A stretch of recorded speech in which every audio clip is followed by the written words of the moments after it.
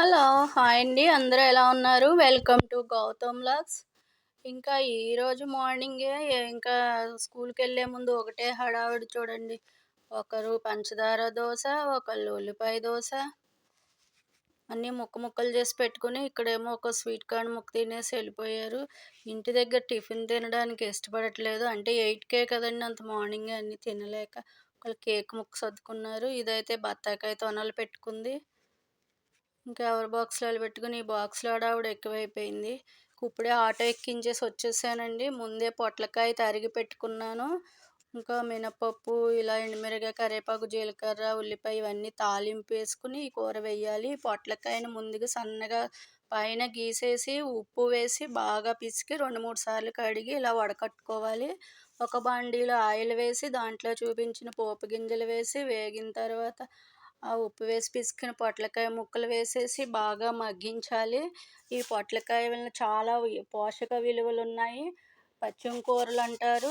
జ్వరం వచ్చినప్పుడు ఆపరేషన్‌లకి పెడతారు. అంతేకాకుండా ఆలోచన స్ట్రెస్ నుంచి తగ్గించి బాగా నిద్ర పడుతుందని మంతెన సత్యనారాయణ రాజు గారు అత్తమాను చెప్తూ ఉంటారు. బాగా బ్లడ్ పడుతుంది. చాలా మంచి ఆహారం ఇది. పొట్లకాయ దొరికినప్పుడల్లా తప్పకుండా వండుకోండి. ఇలా వేపుడు ఇష్టం లేకపోతే పెసరపప్పులో వేసి వండుకోవచ్చు. లేదంటే పెరుగు పచ్చడి చేసుకోవచ్చు. పొట్లకాయ మాత్రం వదలొద్దు, వండుకోండి. ఇంకా ఈ పుచ్చకాయ ముక్కలైతే పడుకొని లేసాక తినడానికి ఉంటాయని కొన్ని ముక్కలుంటే తరిగేసి ఫ్రిడ్జ్‌లో పెట్టాను. ఇది గౌతమ్ స్వీట్ పక్కన వాళ్ళు ఇచ్చారు పాపిడి. వాడు కూడా పడుకొని లేసి తింటానని దాచుకుంటున్నాడు. ఇంకా వాళ్ళు స్కూల్ నుంచి వచ్చేసే టైం అయిపోయింది కదా! ఇంక ఇదైతే పెసరపప్పు చారండి. ఆ పొట్లకాయ వేడి, ఇది ఫ్రై కదా! ఇది లూజ్‌గా తినడానికి ఉంటుందని పెసరపప్పు చారు కాస్తున్నాను. ఇంకా పాలైతే తోడు పెట్టేసుకున్నాను. ఆ మిగిలిన పాలు టీకి ఉంచుకున్నాను.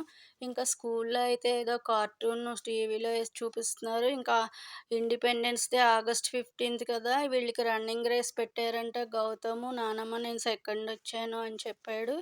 ఇంక ఇదేనండి ఇవాల్టికి. హలో! తులాభారం గురించి తెలుసుకుందాము. శ్రీనివాసుడికి భక్తులు తులాభారం మొక్కుకుంటారు కదా!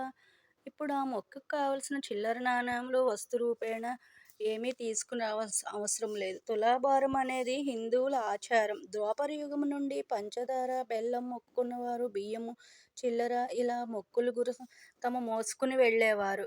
ఇప్పుడు ఆ పని లేదు. వాటికి కూడా తులాభారం తూసిన తరువాత మనం ఎన్ని కేజీలు ఉన్నామో చూసి దానికి వస్తు రూపేణ, ధన రూపేణ మనం ఏమి మొక్కుకున్నామో అది కమిటీ వారే ఏర్పాటు చేస్తున్నారు. ఆ కేజీల లెక్కను చూసుకుని మనకు టోకెన్ ఇస్తారు. అది హుండీలో వేస్తే మనం చెల్లించినట్లు అవుతుంది. ఇంకా ఏ ఏవి ఎలా రేట్లున్నాయో చూద్దాము. రూపాయి నాణేలైతే కేజీ రూ. 202, రూ. 2 నాణేలైతే రూ. 332, రూ. 5 నాణెములైతే కేజీ 500, పంచదార కేజీ 40, పటిక బెల్లం కేజీ 30, బెల్లం కేజీ రూ. 38, బియ్యం రూ. 41. ఇలా ఇలా మనము ఏమి అనుకున్నామో ఆటిలకి ఈ ధరల చొప్పున మనం ఎన్ని కేజీలో ఇచ్చేస్తే స్వామివారికి హుండీలో ఆ రేటు కట్టిన రసీదు వేస్తే మనం చెల్లించినట్టు అవుతుంది. ఇంకా దీనికి ఎటువంటి టిక్కెట్టు అవసరం లేదు. తులాభారం అయ్యాక స్వామివారిని దర్శనానికి మహాద్వారము నుండి లోపలికి వెళ్ళగానే ధ్వజస్తంభం ఎడమవైపు చేతి వైపు ఉంటుంది. వీటికి మనం మొక్కుకున్న దానిని బట్టి రసీదుని తీసుకుని హుండీలో వేయటమే. స్వస్తి. ఓం నమో వెంకటేశాయ.